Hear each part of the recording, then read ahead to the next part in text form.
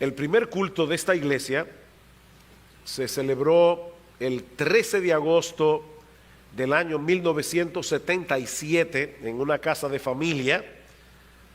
Habíamos un grupo, más o menos unas 40, 50 personas en la mañana, luego un grupito más reducido. Participamos de nuestra primera Santa Cena debajo de una mata de parra. No fue simbólico, eso era lo que había en el patio. De manera, hermanos, que dentro de 10 días nuestra congregación estará cumpliendo 36 años de existencia.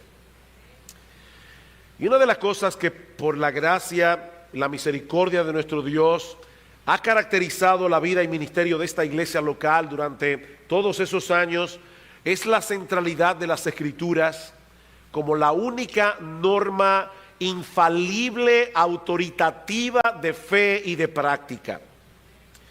Hay muchas cosas en las que nosotros hemos ido adquiriendo más luz con el paso del tiempo. Esta iglesia no siempre fue como es ahora, pero nosotros podemos decir con una limpia conciencia que ese compromiso con la palabra de Dios ha sido una constante desde el inicio de nuestra iglesia hasta hoy. Sin embargo, hermanos, no podemos dar por sentado de que eso siempre será así. Muchas iglesias que comenzaron bien su carrera terminaron apartándose de la fe, porque en algún punto de su historia comenzaron a poner en duda la inspiración divina de las Escrituras, o simplemente comenzaron a cuestionar si la Biblia era relevante para el hombre del siglo XX, del siglo XXI, si la Biblia era suficiente para ministrarle al hombre de esta generación con todo lo compleja que se ha vuelto la vida en esta época. Y terminaron abrazando una filosofía ministerial donde lo único que importa son los resultados visibles y no lo que la Biblia dice. Da resultado, atrae gente, entonces tiene que estar bien. Y hermanos, el impacto que ese pragmatismo ha tenido en el cristianismo contemporáneo es más que evidente. En ningún otro periodo de la historia de la iglesia, los cristianos han contado con tantos recursos como ahora. Tú puedes escuchar por internet al predicador que tú quieras, puedes participar de conferencias que se están llevando a cabo en otro lugar del planeta, puedes tener la Biblia en tu iPad, en tu iPhone, en tu Android, en lo que tú tengas. Ya va a llegar un momento en que no vamos a decir abran sus Biblias, vamos a tener que decir enciendan sus Biblias. Sin embargo, hermanos, es extraño que los frutos y la fortaleza espiritual de muchos que profesan la fe no parece estar a la par con todos esos recursos. Hay algo que parece que no está funcionando. Es por eso, mis hermanos, que nosotros volver una y otra vez a revisar ese fundamento de la centralidad de las Escrituras, asegurarnos de que la Biblia continúa ocupando un lugar central, un lugar preeminente en la vida y ministerio de nuestra iglesia. Pero ahora escuchen, porque continúa ocupando un lugar central en la vida de cada uno de sus miembros. De nada sirve tener una declaración doctrinal teológicamente correcta si no manifestamos en la práctica una plena confianza de que la Biblia es la palabra de Dios. Bueno, yo me temo que nosotros hemos oído tanto ese título que podemos perder de vista lo que eso implica. La Biblia es la palabra de Dios. ¿Sabes lo que eso significa, mi amado hermano, mi amada hermana? Esto es algo bien profundo lo que yo voy a decir ahora. Lo que eso significa es que la Biblia es la palabra de Dios. No es palabra de hombres, es palabra de Dios, infalible, inerrante, todo suficiente. Y eso es lo que yo pretendo hacer, demostrar en esta mañana considerando con ustedes lo que Dios mismo dice en su palabra en el Salmo que cantamos al principio, el Salmo 19. Yo les pido por favor que vayan conmigo al Salmo 19. Este es uno de los salmos más conocidos, más citados de las Escrituras, y su enseñanza esencial es que Dios se ha revelado al hombre a través de su creación, versículos 1 al 6, y a través de su palabra escrita, versículos 7 al 11. De manera que la naturaleza creada y las sagradas Escrituras pueden ser comparadas a una obra maestra en 2 tomos, por medio de los cuales Dios se revela al hombre. Y tanto en un caso como en el otro, nosotros podemos ver impresa la marca de perfección del Dios Todopoderoso.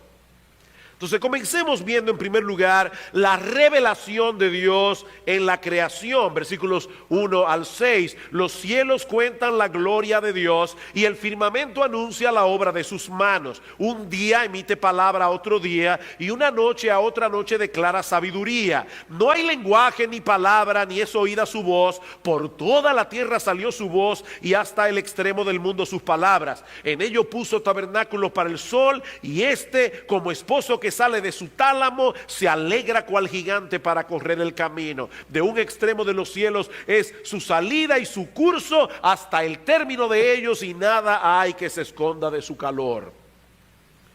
Yo no sé cuántos de ustedes llegaron a leer cuando eran jóvenes la famosa novela de Daniel Defoe titulada Robinson Crusoe. Yo sé que muchos vieron la película El Náufrago de Tom Hanks, pero esa película no tiene casi nada que ver con el libro de Daniel Defoe, quien era creyente. Mientras que la película de Tom Hanks no tiene nada que ver con el Señor. Ahí vemos a un hombre sobreviviendo él solo por su propia fuerza. El libro de Robinson Crusoe trata de la ayuda de Dios a ese hombre náufrago. Pero el punto es que en la historia de Robinson Crusoe se narra, ¿verdad?, la historia de un náufrago, su supervivencia en una isla aparentemente inhabitada. Por mucho tiempo, Robinson asume que él está solo en la isla, hasta que un día descubre las huellas de un pie perfectamente marcadas sobre la arena, y por supuesto que no eran suyas. Escuchen lo que dice la novela.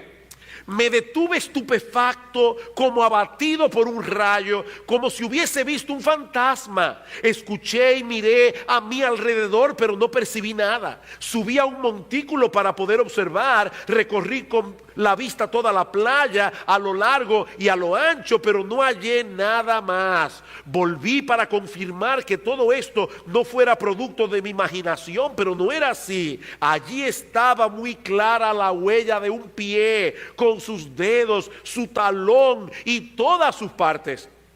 Después de darle 1000 vueltas a la cabeza, como un hombre completamente confundido y fuera de sí, regresé a mi fortificación sin sentir la tierra bajo mis pies, aterrado hasta mis límites, mirando hacia atrás cada 2 o 3 pasos, imaginando que cada árbol o cada bulto en la distancia podía ser un hombre. Hasta ese momento Robinson Crusoe no se había topado con ninguna otra evidencia que le llevara a pensar que había otro ser humano en la isla, pero increíblemente la huella de ese pie, una huella de un pie, hermanos, era suficiente para darse cuenta de que él no estaba solo. Y lo que el salmista nos dice en esta primera estrofa del Salmo 19 es que este universo está repleto de huellas que señalan la presencia de un creador inteligente y todopoderoso. Y aunque esa revelación no nos enseña todo lo que necesitamos saber acerca de Dios, lo que revela es suficiente para saber que Él está allí y que Él es un Dios lleno de poder, lleno de sabiduría. Los cielos cuentan la gloria de Dios y el firmamento anuncia la obra de sus manos. No hay que ser un experto en astronomía ni contar con potentes telescopios para entender el mensaje que los cielos proclaman. A simple vista, todas las maravillas del universo, toda la complejidad de esta creación nos dan a conocer la gloria del Creador.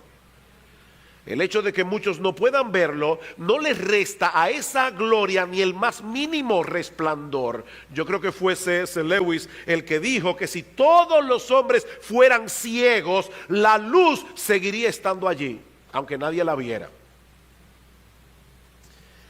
El mensaje de los cielos, dice el salmista, es lo suficientemente claro, es lo suficientemente elocuente como para que todos puedan entenderlo. Por eso es que Pablo dice en Romanos capítulo 1, versículo 18, que Dios está airado con el hombre, porque el hombre ha detenido con injusticia la verdad. ¿Cuál verdad?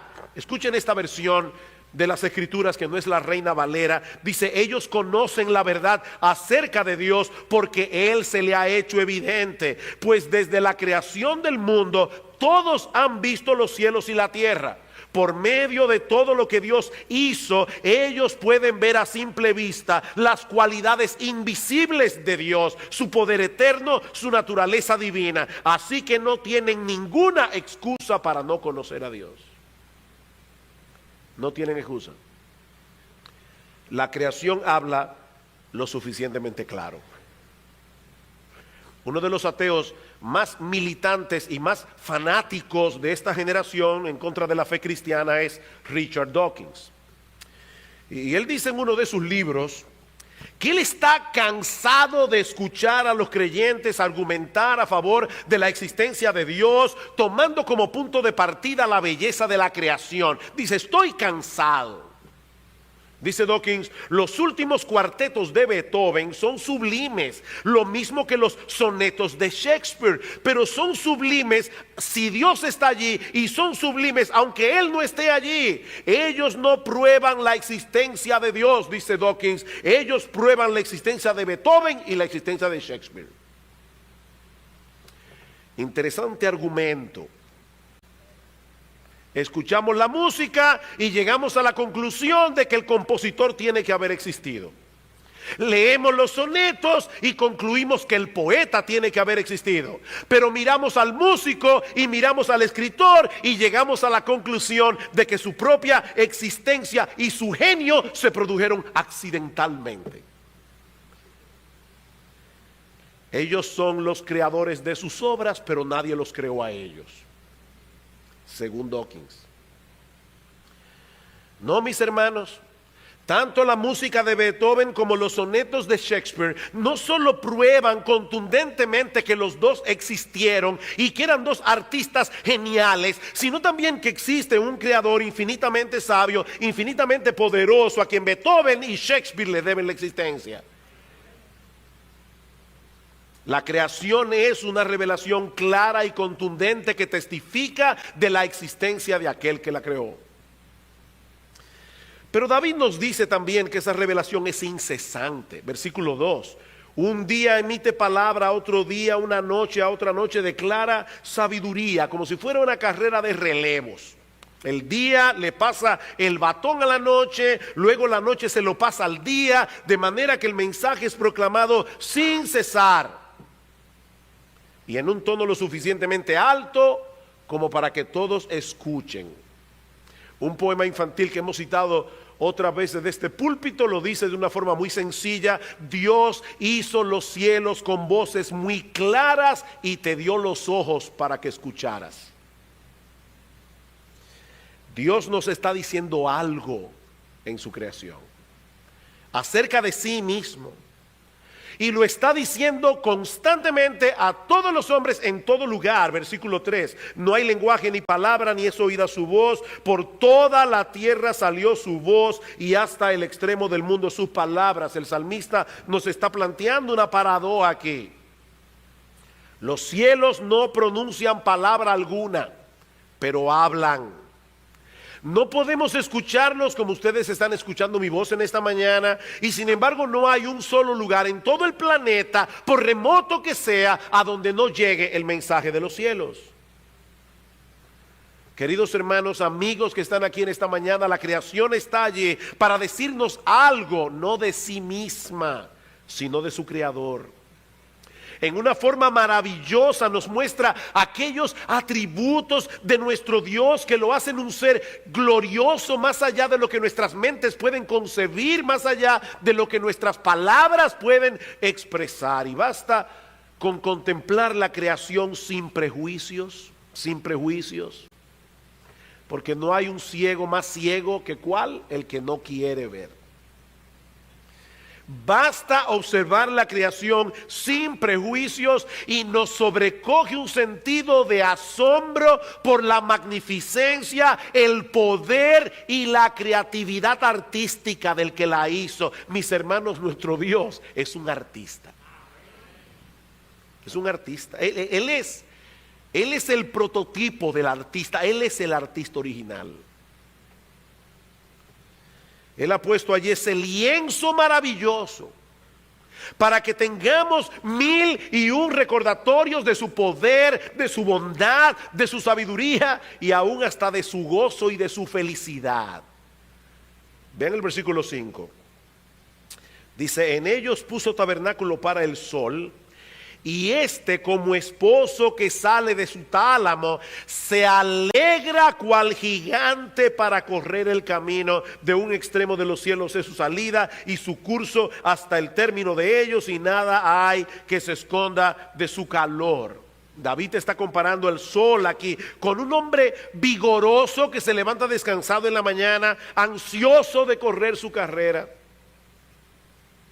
¿Recuerdan ustedes a Eric Liddell en Carro de Fuego, lo que vieron la película? Como él decía: yo siento cuando corro la sonrisa de Dios, porque Él me hizo rápido y le gusta verme correr. Es una figura muy hermosa, hermanos, que nos habla de poder, de energía y de gozo. Nuestro Dios no es ese ser malhumorado que algunos imaginan sentado en su trono en los cielos buscando la manera de desgraciarle la vida a todo aquel que dé la impresión de estar disfrutando más de la cuenta. No, ese no es el Dios de la Biblia. David nos dice en el Salmo 16 que en la presencia del Señor hay plenitud de gozo, delicias a su diestra para siempre, y nadie podría experimentar una sensación como esa al lado de un Dios carente de gozo y de alegría. De manera que ese primer tomo, el de la creación, nos dice muchas cosas acerca de nuestro Dios. Y lo dice en una forma extraordinariamente sorprendente. Yo creo, hermano, que nosotros deberíamos ponerle más caso al tomo de la creación, el tomo 1. Hace unos años yo estaba caminando por el Botánico y de repente veo en el cielo la luna. Era de tarde todavía, pero ella estaba suspendida en el espacio. Era, creo, un atardecer de esos de noviembre que son preciosos. Y yo pensé en ese momento: aquí deben haber 3 tipos de personas caminando por el Botánico ahora mismo. Tienen que haber personas seguro que están tan ocupadas con las cosas importantes de la vida que ellos ni siquiera han reparado que la luna está ahí. Ellos no la han visto. Ellos están haciendo negocios por el celular. ¿Han visto ustedes así? Gente caminando con el celular haciendo negocio. No pueden parar de producir dinero. Son máquinas de producir dinero. Pero puede ser que haya alguien romántico ahora mismo en el Botánico que está llamando a la novia o a la esposa diciéndole: mi amor, saca la cabeza, tú viste cómo está la luna, está preciosa, y desde que la vi no he dejado de pensar en ti. Pero yo pensé, también puede ser que haya algunos como yo, y no es que yo no sea romántico, pero yo lo que pensé en ese momento fue: wow, esa bola la suspendió en el espacio mi Padre Celestial. El Padre que me ama, que me cuida, que yo soy para Él como la niña de sus ojos. La luna me fue de mucha edificación ese día y motivo de alabanza a nuestro Dios. Pero ¿saben qué, mis hermanos? Si la creación, ese primer tomo de Dios es sorprendente, el segundo tomo es más sorprendente y más completo que el primero. A pesar de toda su complejidad y hermosura, el universo creado no nos enseña todo lo que necesitamos conocer acerca de Dios. Y es por eso que Dios se reveló en un libro. En un libro que también está repleto de las huellas digitales de Dios. Yo no sé si ustedes se dieron cuenta de esto cuando oyeron a los hermanos cantar o cuando han leído el Salmo 19. Pero el Salmo 19 comienza diciendo: los cielos cuentan la gloria de Dios, el firmamento anuncia la obra de sus manos, la ley de Jehová es perfecta, el testimonio de Jehová es fiel, los mandamientos de Jehová son rectos, el precepto de Jehová es puro, el temor de Jehová es limpio, los juicios de Jehová son verdad, todos justos. ¿De quién es el libro? De Jehová. Es evidente el énfasis del salmista. Los cielos cuentan la gloria de Dios, y ese mismo Dios se reveló en un libro, la Biblia. Mis hermanos, el mismo Dios que revela su gloria en los cielos es el mismo que inspiró las Escrituras para revelar allí su gloria en una forma más contundente. Jehová Dios es el último responsable de todo lo que fue escrito en este libro. Es por eso que este libro es perfecto, dice David. La ley de Jehová es perfecta, es completa, es exhaustiva, es suficiente. La idea que esa palabra comunica es que cubre todos los aspectos de un asunto. Mis hermanos, en la palabra de Dios no hay redundancia, en la palabra de Dios no hay omisión. ¿Han visto ustedes personas que dicen: wow, si Dios por lo menos hubiera hablado más claro acerca de este tema o acerca de aquel otro tema? No, Dios dijo todo lo que tenía que decir. A la Biblia no le falta nada, a la Biblia no le sobra nada. Ella abarca todo lo que necesitamos para conocer a Dios, todo lo que necesitamos para vivir para su gloria. ¿Y cuál es el efecto de esa palabra perfecta en nosotros? Convierte el alma, nos reanima, nos restaura, nos transforma. La palabra de Dios es el único libro que existe en el mundo, mis hermanos, que puede restaurar al hombre pecador para que se vuelva de sus pecados a Dios. No simplemente para adecentarlo en su apariencia externa, sino para transformar su alma, su ser interior, su verdadero yo. Solo la Biblia puede hacer eso. Recuerdo haber leído de un inglés muy sofisticado que llegó a una costa de un lugar que había sido un lugar salvaje, pero habían llegado unos misioneros y habían predicado la palabra y mucha gente se había convertido. Y cuando este inglés sofisticado llega, encuentra a uno de estos indígenas leyendo la Biblia. Y dice: ¿cómo se ve que aquí todavía están atrasados? Ya en Inglaterra nadie lee ese libro. Ya nosotros estamos más adelantados. Y el salvaje le dice: mire, alégrese que yo estoy leyendo este libro, porque si no, hace rato que me lo hubiera comido. La Biblia transforma. La Biblia transforma, porque es la palabra viva de Dios.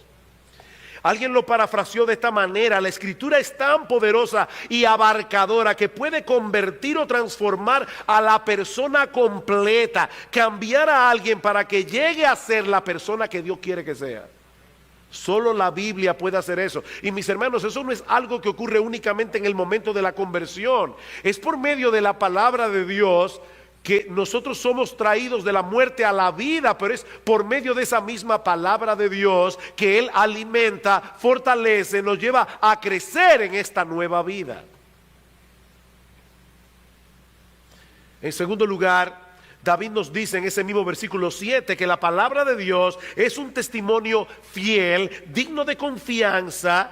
El testimonio de Jehová es fiel, que hace sabio al sencillo. Nosotros podemos construir un edificio seguro sobre ese fundamento, sobre ese testimonio, porque es un fundamento estable, es un fundamento inamovible. Y esto es algo que no podemos decir de ninguna opinión humana. Cuando Albert Einstein tenía 36 años de edad, publicó su teoría general de la relatividad. Y en ese momento Einstein echó por tierra algunos de los postulados de Newton que hasta ese momento nadie se había atrevido a poner en duda. Lo que Isaac Newton decía era casi palabra de Dios, hasta que llegó Einstein. Pero ¿saben qué, hermanos? Ahora resulta que hay un jovencito de 15 años de edad, Jacob Bennett, que se calcula que tiene un coeficiente intelectual superior al de Einstein. A los 12 años escribió una teoría de astrofísica y es probable que ese muchachito gane el premio Nobel. Y él dice que él puede probar que Einstein se equivocó. Así que Einstein probó que Newton se equivocó. Ahora resulta que un muchachito de 15 años está dispuesto a probar que Einstein se equivocó. Pero ¿saben qué, mis amados hermanos? Eso nunca sucederá con la palabra de Dios.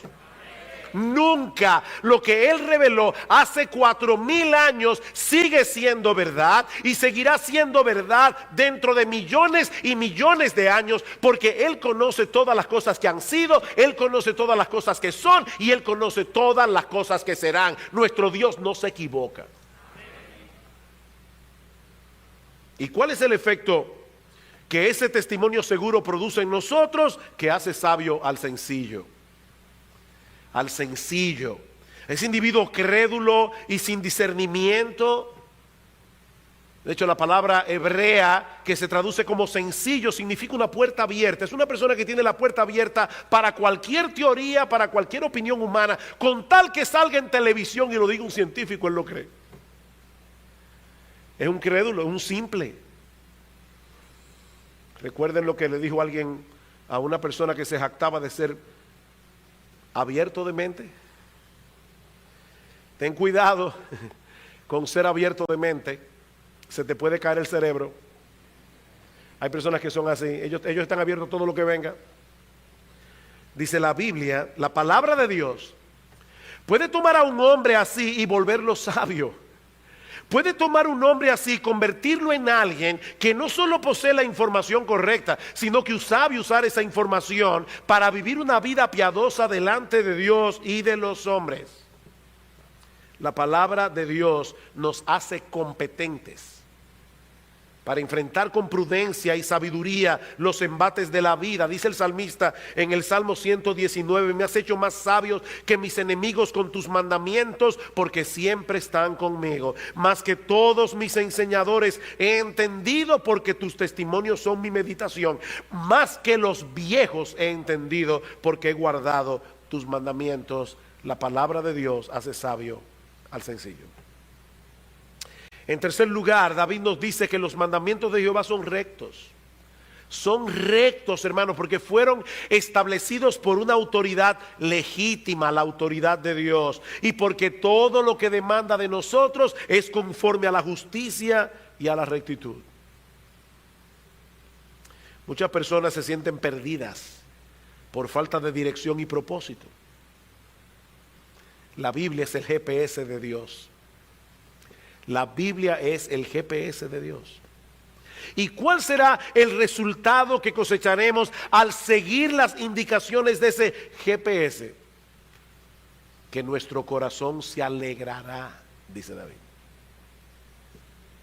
Por cuanto nos guía por un camino recto y seguro, el resultado de apegarnos a la palabra de Dios es nuestra propia felicidad, nuestro gozo, una vida plena y bienaventurada. Ahora, cuando estuve en Ecuador, tuve la oportunidad de hablarle a dos grupos diferentes. E hice este ejercicio que he hecho aquí en la iglesia en ocasiones. Le he dicho a las personas, díganme rápidamente las palabras que vienen a vuestras mentes cuando ustedes escuchan santidad. ¿Qué es lo primero en lo que ustedes piensan cuando escuchan la palabra santidad? Y todo el mundo comenzó a decir obediencia, pureza, mandamiento, etcétera, etcétera, amor inclusive. pero siempre ha resultado igual. Nunca nadie dice alegría. Cuando tú piensas en la palabra santidad, en el concepto santidad, ¿te viene a la mente la palabra gozo, alegría? Los mandamientos de Jehová son rectos y por eso alegran el corazón. Muchos asocian la rectitud con el aburrimiento, con una vida insípida, poco emocionante. Pero ¿saben qué, mis hermanos, amigos que están aquí en esta mañana? Esa es otra de las mentiras del enemigo de nuestras almas, para entretener a los hombres lejos de Dios hasta llevarlos a compartir con Él una vida de miseria sin fin en el infierno. No, mi amigo, la vida plena y dichosa no se encuentra en el pecado. Los mandamientos de Jehová son rectos y precisamente por eso alegran el corazón. Alguien lo ilustra de esta manera. Imagínate que estás en un país devastado por la guerra y que debes cruzar un campo minado. Si un soldado local supiera exactamente dónde está enterrada cada mina y te ofreciera guiarte por el campo, ¿acaso protestarías diciendo: yo no quiero que me digas qué hacer, yo quiero libertad para decidir por mí mismo? ¿Eso sería lo que tú le dirías? Dice el autor de este libro: yo no sé lo que harías tú, pero yo me mantendría lo más cerca posible de ese soldado. Estoy seguro de que no me desviaría del camino. Las instrucciones de esa persona no me impondrían límites, sino que salvarían mi vida. Mis queridos hermanos, la palabra de Dios es ese soldado que el Señor ha colocado a nuestro lado para llevarnos seguro a través del campo minado de este mundo caído, lleno de pecado. Este es un mundo peligroso. En cuarto lugar, dice David que el precepto de Jehová es puro. En otras palabras, radiante, claro, iluminador, y precisamente por eso alumbra los ojos. La palabra de Dios provee luz, la palabra de Dios provee entendimiento sobre los aspectos más importantes de la vida. A veces uno está predicando la palabra y las personas quieren excusarse diciendo: es que la Biblia es un libro muy complicado. Otros dicen: Jesús hablaba en parábolas, como diciendo: eso no hay quien lo entienda. No, Dios habló bastante claro. En la Biblia hay océanos donde se puede ahogar un experto. Eso es verdad. El mismo Pedro dice que Pablo escribió algunas cosas que eran difíciles de entender. Pero mis hermanos, lo que nosotros necesitamos saber para conocer a Dios, para conocer nuestra condición, para venir a Cristo, para vivir una vida que agrade a Dios, eso está más claro que el agua en la Biblia. Por eso es que Mark Twain, en su ironía característica, decía: a la mayoría de las personas le preocupan los pasajes de las Escrituras que no comprenden. A mí lo que me preocupa son los que yo entiendo. No, la Biblia es clara en lo que tiene que ser clara. No hay nada complicado en saber que tú eres un pecador. No hay nada complicado en saber que algún día te presentarás delante del tribunal de Dios. No hay nada complicado para saber que Jesucristo se hizo hombre y murió en una cruz para pagar por nuestros pecados. No hay nada complicado en saber que solamente por confiar en Cristo podemos ser salvos. Eso no es complicado. Pero eso hiere el orgullo humano. Y ese es el problema. En quinto lugar, David dice que el temor de Jehová es limpio, que permanece para siempre. Y esta palabra temor, que se usa aquí como sinónimo de las Escrituras, nos habla de ese sentido de reverencia que debemos tener por la grandeza de Dios. Es un temor que no nos mueve a huir de Él, sino más bien a adorarle y reverenciarle. Y solo la Escritura produce ese tipo de temor que puede llevarnos a la verdadera adoración. Porque es un temor limpio, dice David, es decir, carente de impureza, de corrupción, de imperfección. No hay defecto en la palabra de Dios. Y precisamente por eso, ¿qué dice el versículo 9? El temor de Jehová es limpio, que permanece para siempre. Solo se puede cambiar o modificar lo que es imperfecto, ¿verdad que sí? Si algo es perfecto desde el principio, ¿permanece para siempre? no necesita enmiendas. Dios no tiene que llamar a un grupo de consultores para revisar lo que Él inspiró en su palabra, porque desde que Él habló lo que dijo fue perfecto. Permanece para siempre, el cielo y la tierra pasarán, dice el Señor, mis palabras nunca pasarán. Sus verdades son relevantes para toda generación, son relevantes para toda cultura, porque el Dios que la inspiró es eterno, omnisciente e inmutable. Finalmente dice David que los juicios de Jehová son verdad, todos justos. La palabra juicio ahí no se refiere al castigo de Dios, se refiere al buen juicio de Dios. ¿Han escuchado esa frase cuando dicen fulano tiene buen juicio? Es que piensa con sabiduría. Bueno, lo que David está diciendo aquí es que lo que Dios opina con respecto a todas las cosas siempre es conforme a la verdad, siempre es conforme a la justicia. Lo que Dios dice del hombre es lo que el hombre es. Lo que Dios dice acerca de este mundo es lo que este mundo es. Lo que Dios dice acerca del matrimonio es lo que el matrimonio es. Es un hombre y una mujer. Cualquier otra cosa es una aberración en la presencia de Dios. Lo que Dios dice acerca de cómo podemos ser salvos es así y no de otra manera. Como Dios dice que debemos vivir, así debe ser y no de otro modo. De manera que sin la palabra de Dios no podríamos descubrir la verdad de las cosas que realmente importan. De dónde venimos, qué hacemos aquí, qué nos espera después de la muerte, cómo podemos conocer a Dios, cómo podemos ser reconciliados y aceptados por Él. Mis hermanos, todo queda en tinieblas cuando nosotros echamos a un lado la palabra de Dios.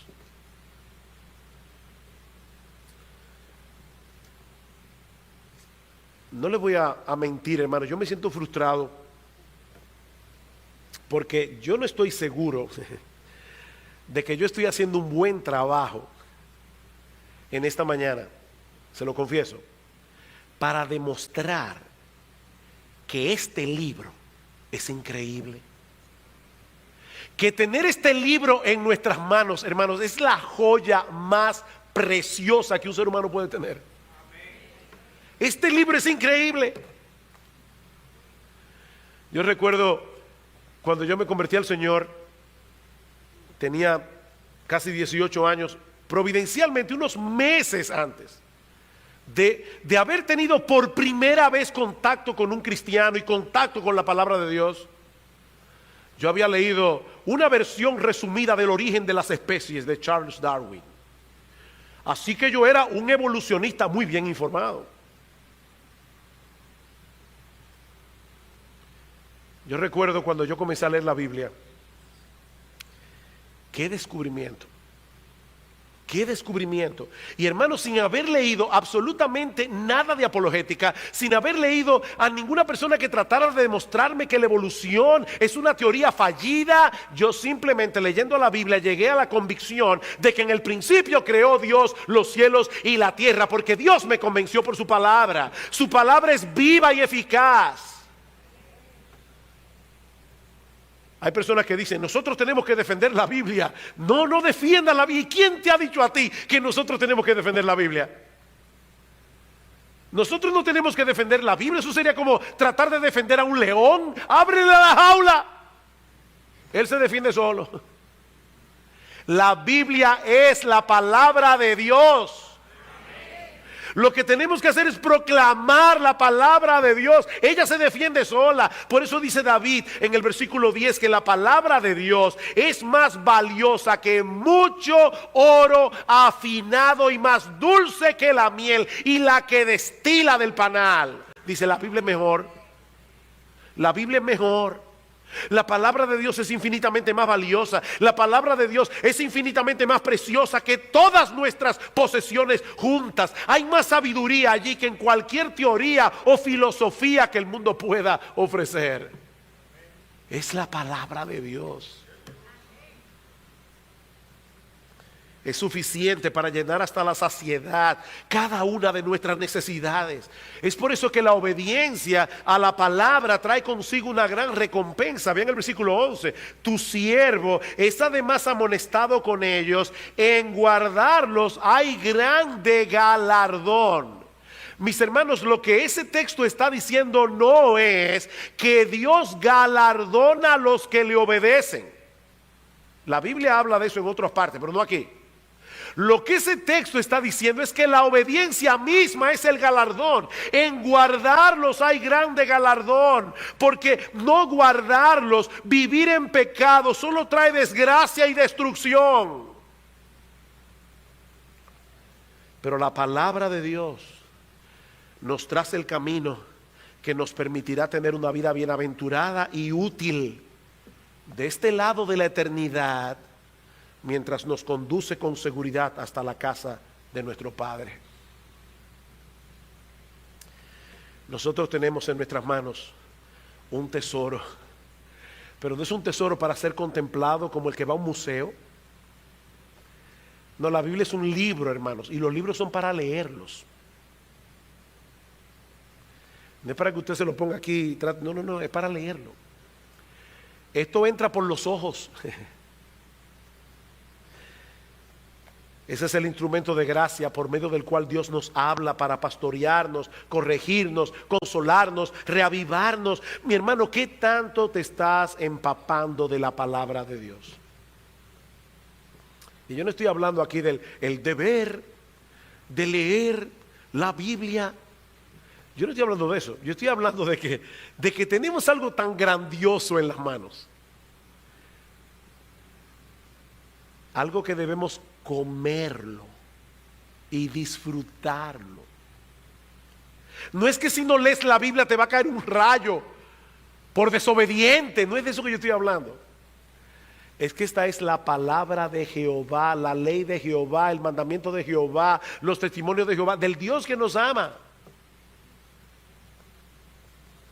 ¿Qué tanto te domina esa palabra en tu proceso de pensamiento? ¿Qué tanto aprecias las escrituras por encima de cualquier teoría humana? Mis hermanos, es triste, pero cada vez es mayor el número de personas en las iglesias que profesan ser cristianas, pero que al mismo tiempo están más dispuestas a creer en cualquier teoría psicológica para la crianza de los hijos, para la vida matrimonial, para lidiar con los problemas emocionales, antes de creer en la infalible y todo suficiente palabra de Dios. Eso es triste, hermanos. La Biblia es suficiente para lo que ella fue escrita. La Biblia no es suficiente para enseñar matemática, ni biología, ni para enseñarle a un médico cómo curar a los enfermos. Yo no estoy hablando de eso. La Biblia se escribió para que nosotros pudiéramos conocer a Dios en Cristo y vivir para su gloria, y para eso es suficiente.